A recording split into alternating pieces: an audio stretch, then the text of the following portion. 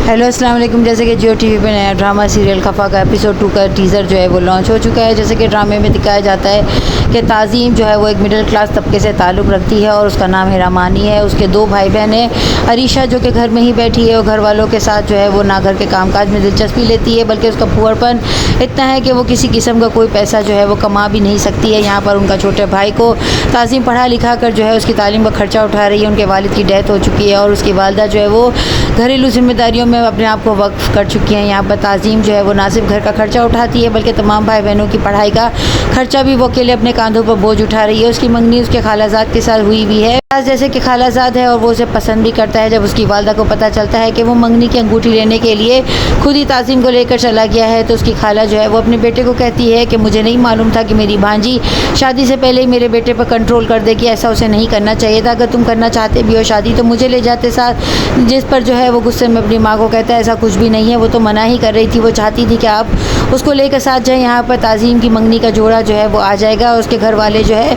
बिल्कुल भी खुश नहीं है। उसकी वालदा अपनी बेटी से कहती है कि क्या तुम हमारे बोझ से जो है वो थक चुकी हो, इसीलिए अपने भाई बहनों को छोड़कर शादी करना चाहती हो।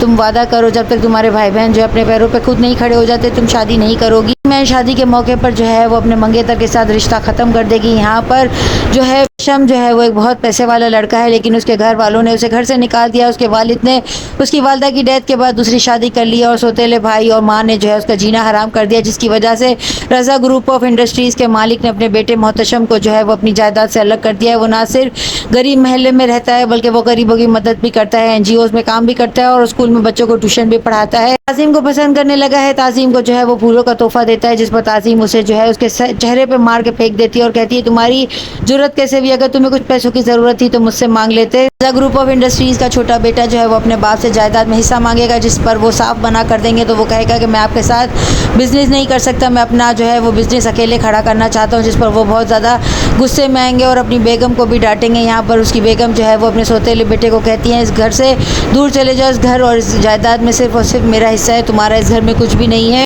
रज़ा ग्रुप ऑफ इंडस्ट्रीज़ का छोटा बेटा जो है वो अपने बाप से ना सिर्फ जायदाद में हिस्सा मांगेगा बल्कि वो कहेगा कि मैं अपना अलग से बिजनेस भी कायम करना चाहता हूँ। यहाँ पर अरीशा अपनी बहन को जो है वो मंगनी के जोड़े का दुपट्टा उड़ाते हुए जो है बहुत हसद भरी नज़रों से देखेगी, जबकि उसकी सास जो है वो बहुत ज़्यादा खुश होगी। यहाँ पर फराज के साथ उसकी मंगनी का दिन जो है वो भी आ जाएगा, मंगनी हो भी जाएगी, लेकिन यहाँ पर किसी वजह से जो है उसकी मंगनी टूटेगी और वो जेल की सलाखों के पीछे भी होगी। यहाँ पर यह भी दिखाया जा रहा है कि मोहतशम उसका हीरो है। वो किस तरीके से दोनों की स्टोरी आगे बढ़ती है। चैनल के साथ बने रहें, लाइक करें, शेयर करें और सब्सक्राइब करें।